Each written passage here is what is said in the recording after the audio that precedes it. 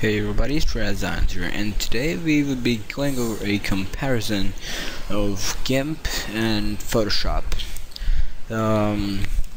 These are two like the greatest programs that you can find over the web for image manipulations and photo editing. While one of them is free, the other one is paid. So let's see which one is right for you. In this we will be going over some unbiased points and comparing actually both of these programs, or the pros and cons of each program. So let's get on to it. So first of all, we have the comparison of the size.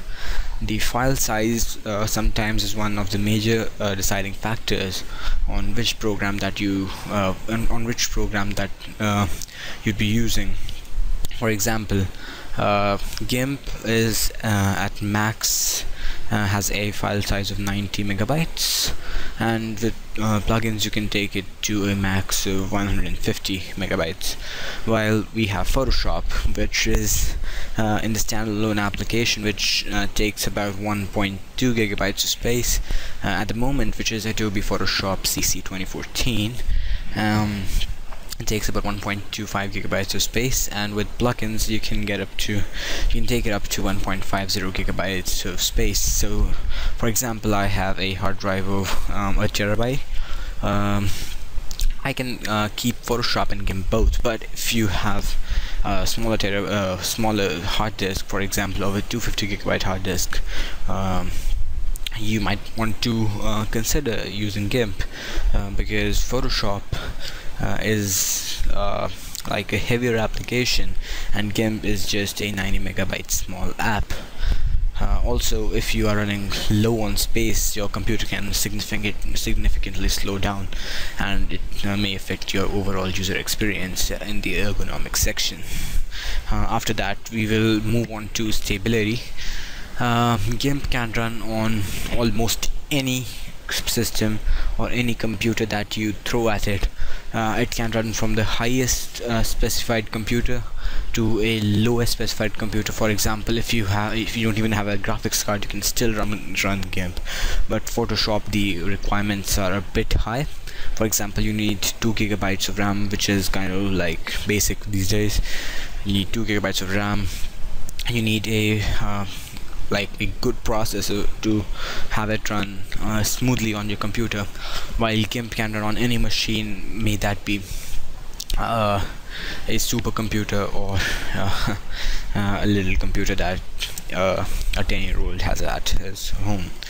And the stability, Photoshop might crash if you don't have up to the specified specs. You don't have the specified hardware for it to run. It can crash and cause a lot of instability to your system. But GIMP can run, as I mentioned earlier, can run on any program or any system. That's a really good point that you might want to consider if you are on a low budget. After that, we got file format support. In file format support, GIMP can open PSD files, while Photoshop cannot open GIMP files. I guess that is .xmp. I don't remember the file format for GIMP. Anyways, Photoshop, although has a lot of other file format supports that you can find and which are really famous these days. So but GIMP, you can bring those in from various plugins that allow you to bring in hundreds of file formats to be supported by the program. After that, we have bugs and fixes. As you know, Photoshop is a paid program. This program, you can kind of call it, it is a perfect program that you would want to use. For example, there are a lot of bug fixes. You can report it to Adobe right away after you find a bug, and probably in so in a really short time they would reply to you and probably release a patch that would be fixing that bug that you cannot do with GIMP, because GIMP is an open source software and the developers don't really owe you anything after because you have paid no price for the software. In Photoshop you get a lot of bug fixes and stuff like that, and that too really quickly. With the latest release, which is the Creative Cloud release, you get bug fixes, updates right away. Also in the updates, we can also talk about that GIMP releases updates really slowly, and it is updated very rarely. It has been on version 2.8 for the last 1 year or so, I guess 2 years now, but Photoshop updates constantly and you get updates really constantly. Although the GIMP updates are always free, Photoshop has updates for the users for a free price to a certain extent. Then you have to buy the other software, the newer version, but that's not a problem now because we have Creative Cloud, and you get all the updates all the time, but you have to pay a monthly fee. Then you go to training. You can find tons of training, professional training courses for Photoshop, while you can get even more training or tutorials for GIMP, as it is a free software. So GIMP has more tutorials, but Photoshop has expert tutorials. That's a point that you might want to consider depending upon from person to person. This point would be for like someone who wants professional training, you can go for Photoshop, or someone who is just a like you can call him does graphic designing, or you need to do very basic photo manipulation, you might not want to go for Photoshop, and you would be able to do just fine with some basic training. After that is certification. Adobe provides its own certification for Photoshop that you can use in your resume, that you know how to operate Photoshop. It can help you get a job. But GIMP, as it's not a really big program, not that famous as Photoshop, you don't get any certification, and that probably won't get you any job if you are into freelancing or graphic designing. Plus many other companies offer certification for Photoshop, but none for GIMP. After that we can go to additional features. What happens is Photoshop, being a paid plugin, paid program, gets you many features. For example, in Photoshop you get the 3D menu, which is although basic compared to other 3D suites, but really a really intricate feature in it's a really intricate feature in Photoshop, considering it is just an image manipulation tool. After that, in Photoshop you can get a timeline that helps you in video editing, that you cannot do in GIMP.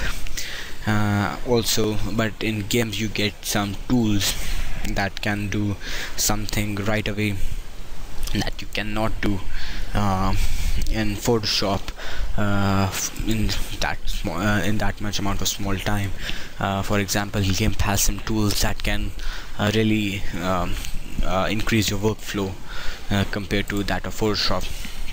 After that, we get the interface.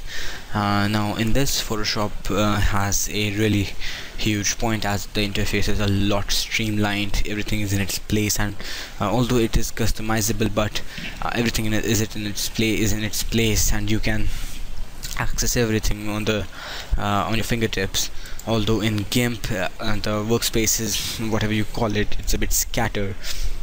It's a bit scattered and a bit messy to locate around, and also the layer management in Photoshop is much better than that in GIMP, and also you get a lot of control over your document, whatever you do in Photoshop, than in GIMP.